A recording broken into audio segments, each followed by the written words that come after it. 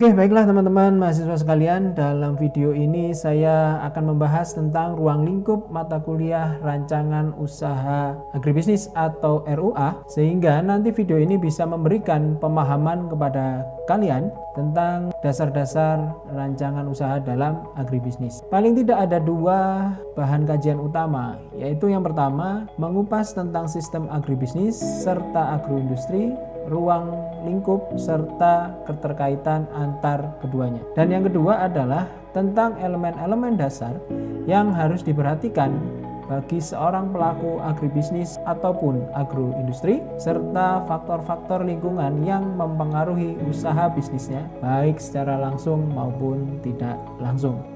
Oke, berikutnya adalah kita akan membahas yang pertama terkait dengan sistem agribisnis, pengertian dan ruang lingkup agribisnis. Sebelumnya kita telah mengetahui bahwa sistem agribisnis itu adalah jumlah total dari semua operasi yang terlibat dalam pembuatan dan distribusi pasokan hasil pertanian.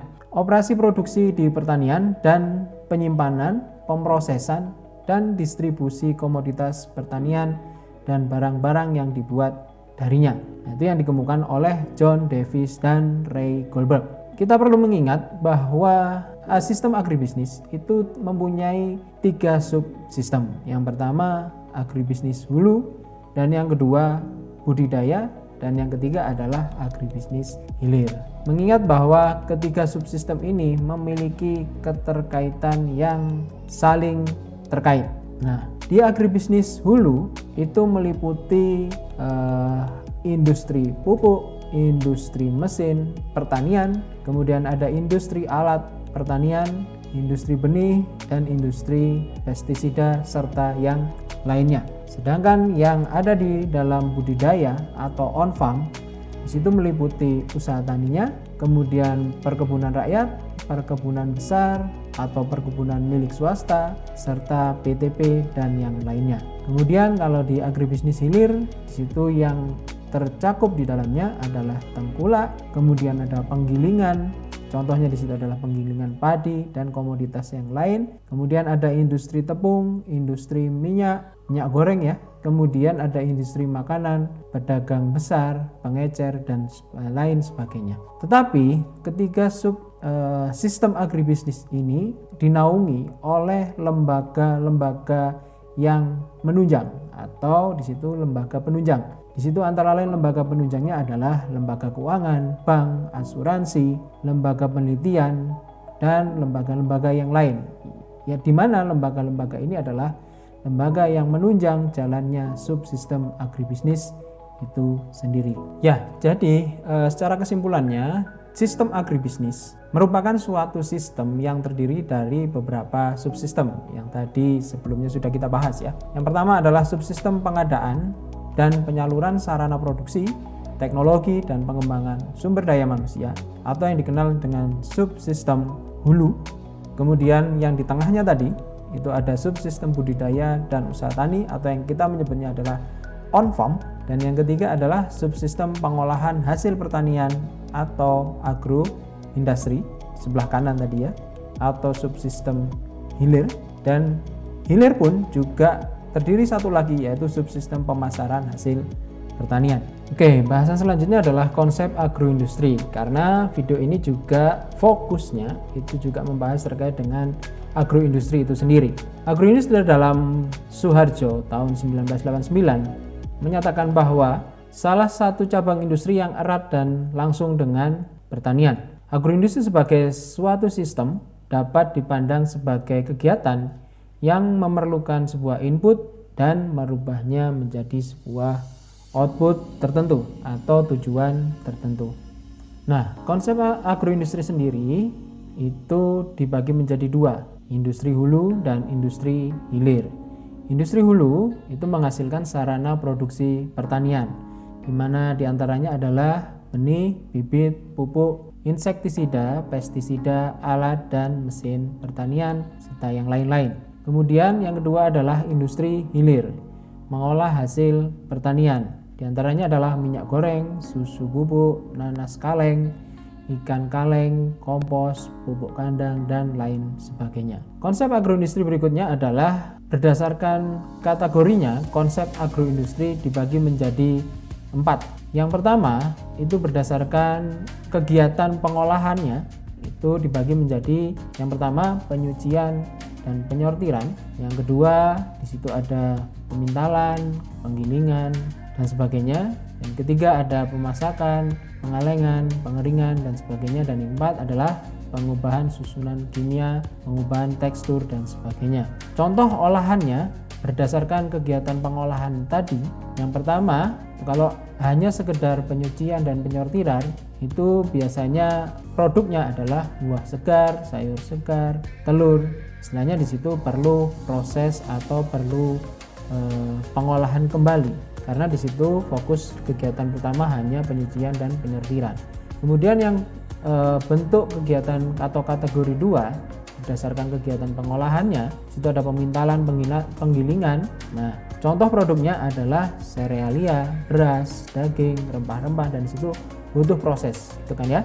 Kemudian yang ketiga berdasarkan pemasakan, pasteurisasi, pengalengan. Contoh produknya itu ada produk susu, buah dan sayur kaleng, daging kaleng, saus, dan sebagainya. Dan yang keempat, contoh pengubahan susunan kimia. Di situ ada makanan instan, produk sayur olahan, kecap, dan sebagainya. Oke, berikutnya adalah peran agribisnis dalam perekonomian, ruang lingkup agroindustri, dan tahapan-tahapannya. Besar dan luasnya peranan agribisnis dalam perekonomian nasional di Indonesia itu tidak terlepas dari fungsi agribisnis itu sendiri. Yang pertama adalah agribisnis bisa menghasilkan bahan mentah dan komoditas primer, baik bahan pangan, serat, bahan bangunan, atau bahan lainnya. Kemudian yang kedua adalah agribisnis bisa menghasilkan produk, yaitu antara produk barang jadi, baik bahan pangan, bahan pembuat tekstil, bahan bangunan, obat-obatan, dan sebagainya.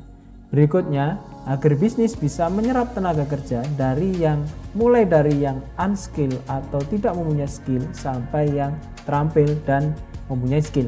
Dan yang keempat adalah agribisnis bisa menyumbang pada pendapatan nasional dan pertumbuhan ekonomi. Dan yang terakhir adalah agribisnis bisa menghasilkan devisa bagi negara melalui kegiatan ekspor maupun kegiatan pariwisata.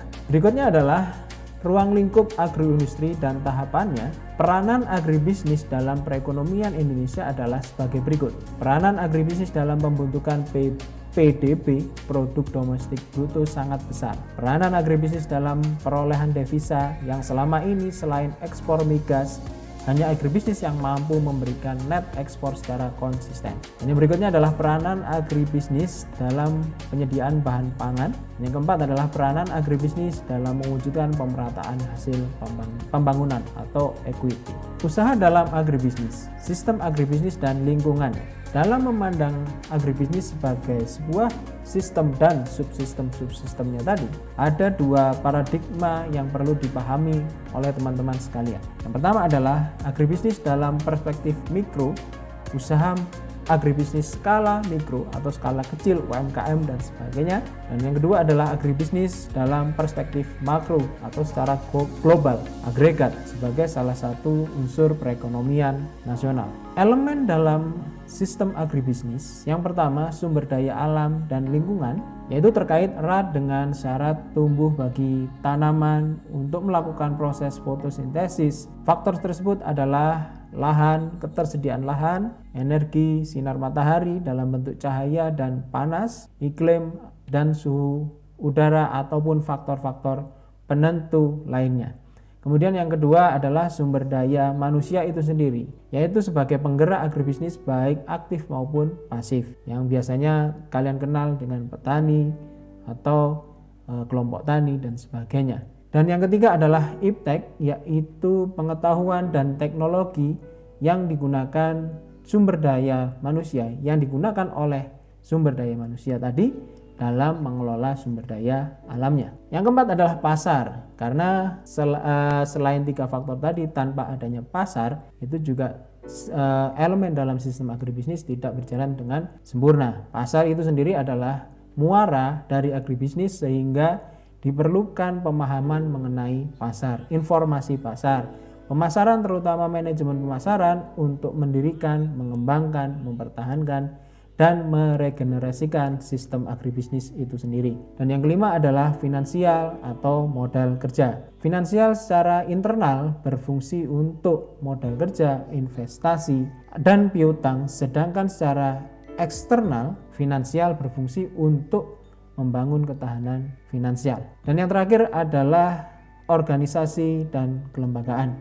Organisasi merupakan wadah bagi kelompok SDM tadi yang melakukan kegiatan dan memiliki hubungan kerja untuk mencapai tujuan bersama. Oke, berikutnya adalah lingkungan dalam sistem agribisnis. Kaitannya usaha dalam agribisnis. Yang pertama adalah undang-undang dan legalitas. Kenapa undang-undang dan legalitas itu perlu bagi pelaku usaha agribisnis? Ada beberapa manfaat yang bisa diberikan jika pelaku usaha agribisnis itu menerapkan undang-undang dan legalitas yang berlaku. Yang pertama adalah memudahkan mereka untuk memasuki pasar atau penetrasi pasar. Yang kedua, bisa meningkatkan image perusahaan atau image usaha itu sendiri, sehingga nantinya bisa meningkatkan trust dari konsumennya atau kepercayaan dari konsumennya, dan selain itu juga kepercayaan oleh para pemangku kepentingannya atau stakeholdernya. Kemudian yang berikutnya adalah melindungi dan memperkuat posisi produsen atau posisi pelaku usaha tadi bila terjadi konflik gimana, bisa konflik antar pesaing atau mungkin konflik dengan para pemangku kepentingan. Ada dasar yang kuat yaitu undang-undang dan legalitasnya tadi.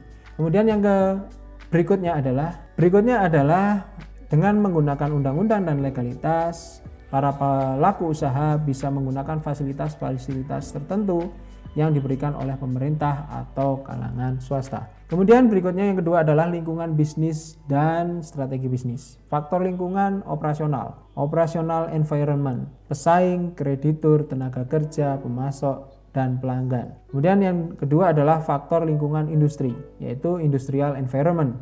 Ada hambatan masuk, daya tawar pemasok, daya tawar pembeli, barang substitusi, dan tingkat kompetensi. Dan yang terakhir adalah faktor lingkungan jauh, remote environment. Kenapa diberikan nama remote environment? Karena jauh, tingkat terkontrolnya lebih sulit atau lebih besar dibandingkan dua faktor yang sebelumnya tadi. Di situ ada ekonomi, sosial, budaya, ilmu pengetahuan, teknologi, pertahanan, dan keamanan. Kemudian selain dua yang sebelumnya tadi, berikutnya adalah terkait lingkungan dalam sistem agribisnis. Yang ketiga adalah kebijakan ekonomi mikro pemerintah. Ekonomi mikro membahas bagaimana alokasi sumber daya secara efisien untuk konsumennya pada tingkat rumah tangga, perusahaan, dan industri, pelaku-pelaku bisnis di skala mikro. Kemudian yang keempat adalah kebijakan ekonomi makro pemerintah. Bila ekonomi mikro hanya memperhatikan alokasi sumber daya secara efisien untuk konsumen pada tingkat kumpulan rumah tangga atau tingkat mikro, tingkat perusahaan dan tingkat industri, atau dengan kata lain tingkat negara yang dilindungi oleh sebuah undang-undang tadi, maka ekonomi makro itu berbicara terkait dengan yang pertama, kebijakan fiskal. Kebijakan fiskal adalah kebijakan pemerintah yang mengendalikan penerimaan dan pengeluarannya. Di Indonesia disebut sebagai dengan kebijakan APBN. Dan yang kedua adalah kebijakan moneter. Kebijakan pemerintah dalam pengendalian jumlah uang yang beredar dan mengubah pada tingkat bunga. Ada dua kebijakan moneter ekspansif dan kebijakan moneter kontraktif. Berikutnya adalah lingkungan dalam sistem agribisnis. Ada ekonomi internasional, yaitu berbicara terkait dengan kebijakan perdagangan internasional yang mempengaruhi sistem agribisnis. Ada ekspor, ada impor, ada kurs, dan pengawasan kebijakan langsung. Dan yang keenam adalah faktor lingkungan lainnya, yaitu faktor yang secara tidak langsung dapat berpengaruh terhadap sistem agribisnis seperti kestabilan politik, kondisi sosial budaya, dan kondisi keamanan. Oke, baiklah teman-teman, begitulah penjelasan singkat terkait dengan ruang lingkup dari mata kuliah rancangan usaha agribisnis. Dengan video penjelasan tadi, harapan dari sesi pertama ini adalah teman-teman bisa mempunyai gambaran secara umum tentang mata kuliah rancangan usaha agribisnis. Dan yang kedua, teman-teman bisa menjelaskan agribisnis sebagai sebuah sistem. Dan yang ketiga, teman-teman bisa menerangkan ruang lingkup agribisnis itu sendiri dan menggambarkan konsep agribisnis maupun konsep agroindustri yang tadi. Kemudian yang terakhir adalah teman-teman bisa menjelaskan tentang elemen dan faktor-faktor apa saja yang bisa memengaruhi sebuah usaha yang bergerak di bidang agribisnis. Sementara itu, teman-teman, video yang bisa saya berikan kali ini, mari kita diskusi.